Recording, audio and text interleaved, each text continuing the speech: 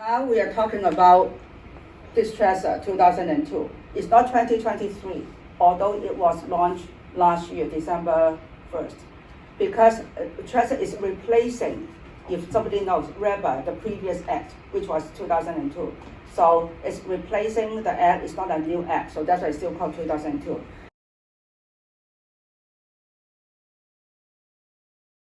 Right now, before December, we were under REBA, which, as I emphasize again, you don't have to change. This is TRESA is just giving you an option. You can stay with what you've been doing in terms of buying, selling, in terms of working with your realtor. So, but anyways, okay, under the previous act, there are two relationships. One is client, which is the highest form of obligations for a realtor. The agent has to, represent the client's best interest, do whatever the agent can to protect the consumer's interest. And we have the fiduciary duty with the client. It's the highest level of service that a realtor will give to the consumer. The other relationship with customer is a lower form of representation. It's not a client relationship, but still the agent is required to provide some service to the consumer, although at a restricted level. So even though it's not a client relationship, the agent will still have to treat every consumer with honesty, fairness, integrity, cannot misrepresent, cannot mislead. So that was before. Now here, TRESA, here, now, gone with this, TRESA. Right now, you have only two relationships. Client is the same, okay, still the highest level an agent will give service.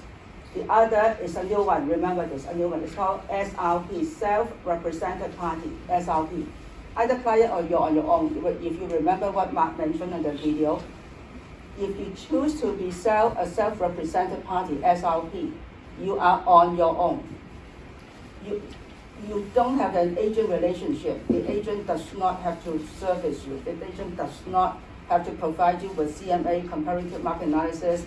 If you ask the agent, what price should I give or accept, this is considered service and it's not something that an SRP will get from the agent.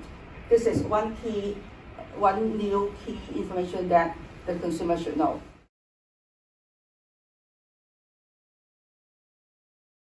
An SRP can receive, you only receive, remember this word assistance versus services. It's totally different. Assistance meaning, if let's say give you an example, if you're interested in a property, you call the listing agent, okay? And you said that, oh, I would like to see this property. The agent can only give you assistance as a service to or incidental to the client of the brokerage, who is the seller. It's very confusing, but it's the wording. In other words, the listing agent shows you the property not as your agent, not as a service. It's only because an agent has a duty to protect the best interest of the seller because he wants to sell the listing. So what the agent is doing is for the seller, not the SRP. He arranges the SRP to see it, but doesn't mean he works for it. So, but if the SRP said, oh, can you give me some information on the market? Whatever is general information from the public, from public website, from MLS, general, yes, the agent can send it to them. That's all. If you receive the information, there's like 100 properties. If you ask the agent, which one is the best, or which one can you give me some idea what price to offer? Sorry, no, you're on your own because you choose to be an SRP. So remember, service and this is different. So that's why an SRP will not receive advice or counsel from an agent. For example, what price to pay or what price to accept if it's a seller. You will not give comparative market analysis or any information which rely on the realtor's skill, knowledge, and judgment.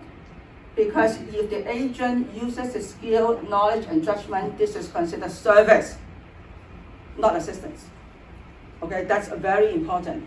So then following the example, let's say you see the property, you don't like the property. Then you ask the listing agent, are there any other properties in the area within this price range. Okay, do you know what the listing agent can do? Do you think he or she can show you the other properties? No, because SRP is not the client. And by law, the listing agent cannot show properties to an SRP unless the SRP signs what we call BRA, buyer representation, which is around for years. Which means that unless you choose to create a relationship, client-agent relationship with the agent, then the agent can continue to do the services for the SRP as a client then. For example, the SRP, you said like a lawyer, you said, I know real estate trade, right? I can submit the offer. Remember though, following on the next scenario, if that SRP likes that house that he sees, and then he wants to submit an offer, what can the listing agent do? The agent does not have to prepare the offer for the SRP. The listing agent can or should or will refer the SRP to another professional party, either a lawyer or other professional advice. The most he can do, if he wants to, is just to prepare the offer on the first page, just with the seller's name, property address, period. No conditions, no process, nothing. Because the SRP is not the client, the agent does not have the obligation to provide services.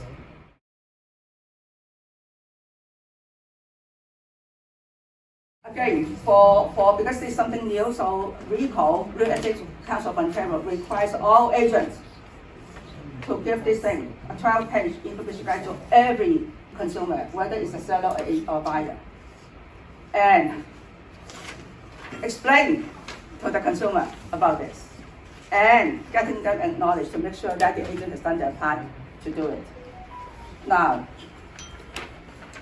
this information guide, what is it? Actually, this is the following. This is the objective of the guide, to tell the consumer the benefits of being a client of an agent, not as an SRP. It says very clearly here. Okay, so it also says the risk of being SRP in the transaction. I just mentioned it because you don't know how to deal with the process, right? The duties brokerage agents owe to clients. What to look for when you enter the agreement with a brokerage. What about multiple representation? Meaning, one transaction, an agent represents both parties. Whether it's a buyer-seller in the same transaction, or whether represents two buyers in one transaction. Okay, we'll come to that too. So we have guidelines for sharing this is interesting. We'll come to that. The guidelines for sharing the contents of competing offers. That's more for sellers. And how to bring our concern to the attention of the brokerage. In other words, if a consumer wants to complain on an agent or brokerage, what is the avenue a consumer now can file a complaint? It used to be that if you complain, there's really no way for a consumer to reach to the top. It's only go to the brokerage. The brokerage can do internal stuff. But anyways, this is what the guide is about. Okay, so the first thing we'll give is to the consumer, and after reading this, only after reading this will the consumer decide to be either a client or SRP.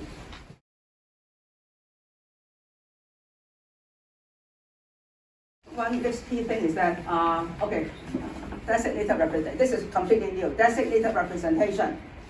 Now, it used to be that in RECO previously, you have multiple representation. As I just mentioned, is that when a realtor represents the interest of both seller and buyer in the same transaction. So it can be an agent represent the seller and one seller, one buyer. It can be one seller, two or three buyers. I could have 2, 3 buyers who like my listing, right? So that is also multiple representation. As well, if you have 2 agents in the same brokerage, let's say Tom and I are the same brokerage. I am the listing agent. Tom's client likes to put an offer on my listing. So because we are the same brokerage, it was also considered multiple representation. Okay? Now, under multiple representation, there will be limited representation. Why? By law. At the time, we cannot disclose certain things. For example, the motivation of the clients. For example, whether the seller is in distress, whether the seller really has to offload the property at even whatever low price, we cannot. Same thing, however much the buyer likes the property so much, we cannot disclose that the buyer is so motivated. That's one thing. Another example is that price. We cannot advise the seller what price to accept. At the same time, we cannot suggest to the buyer what price to offer. So there's certain rules that agents have to follow in a multiple representation situation back then. Now, in TRESA, you can still have multiple representation, same thing, limited, same thing, but there's an extra new way of representation. That's called designated. Meaning, okay, this will be full representation, it's not limited, because the seller and buyer will be represented by respective, like two different agents in the same transaction. And they're designated agents for the consumer. Again, using the example of me and Tom.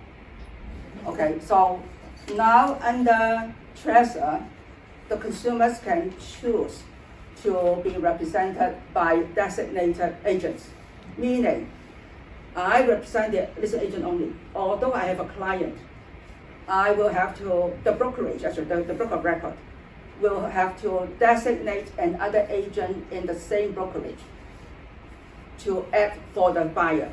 Now, under TRESA, under this new representation, although they are from both brokerages, but we are doing as if we are separate brokerages. So I do not have to tell Tom what my client's interests are. I do not have to tell him my client is very distressed with that, etc. Same thing, Tom doesn't have to disclose, and it will not disclose to me what their buyer situation is. Which means that then you have full representation, then Tom will do the best he can for his client, for his buyer to negotiate. And then I will do the best I can to negotiate for my seller. And even in a bidding war, we have no connection, we have no communication. We are dealing as if we are separate brokerages. So then Tom will do his best to submit his bidding price, whatever. So that is the new designated representative. This is a choice.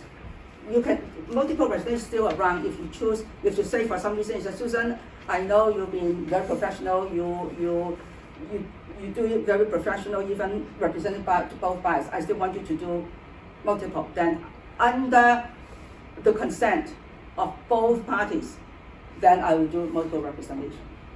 If either party doesn't agree, then it will be designated.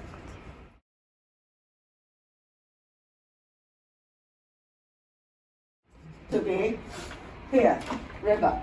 It used to be that it's closed bidding, closed. That means the listing agent is not allowed to disclose anything about the offer to anybody else. You know, in a bidding war, right? Let's say you have three bidding, I am the listing agent. Okay, there are three other different buyers, different brokerages. Obviously, they want to get a deal. They will ask me, Susan, can you disclose a little bit to me? How can I get the property for my client? Just give me some tips, blah, blah, blah. We cannot, we are not allowed to disclose anything. Okay? So, and what we have to do is to disclose to all other agents how many offers we have on hand.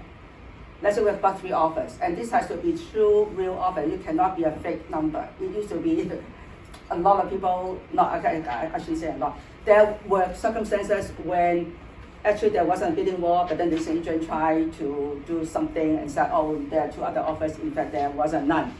But RECO is really cracking down on this.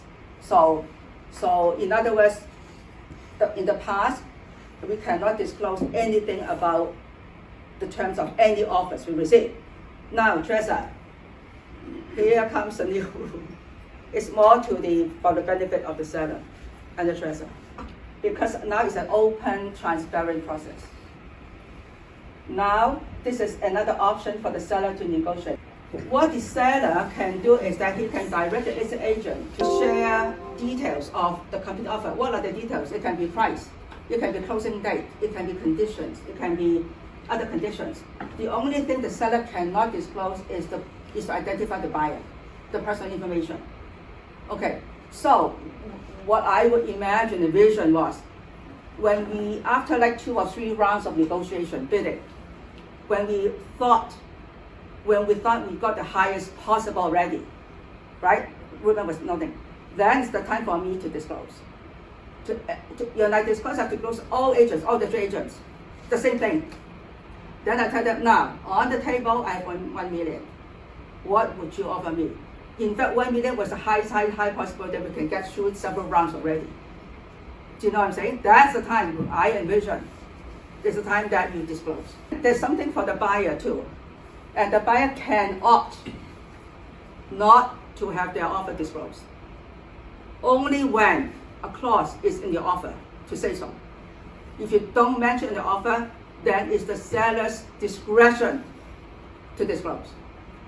You can say that, okay, if the seller disclose my offer, then I'm out. Then my offer will be null, but I don't want my information to be disclosed. You can say so by putting an offer. So Mark, in his video, he mentioned a clause there. Okay.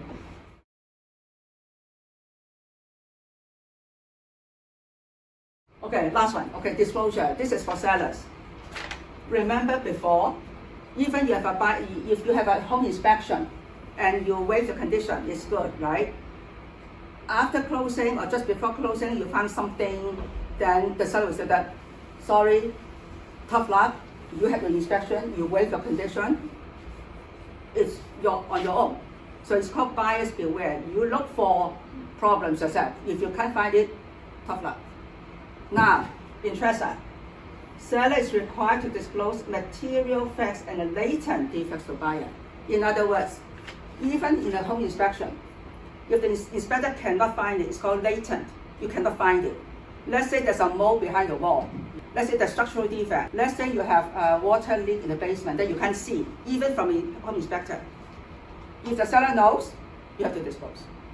If the listing agent knows, you have to disclose. That's the law. Okay, the defect will be what? Material enough or dangerous enough to render the property uninhabitable or dangerous to live. Pretty much it I want to say is it's a whole lot of new changes. Some are very technical, some are for agents that don't want to drown you. I'm trying the best I can to simplify the most important points consumers should know.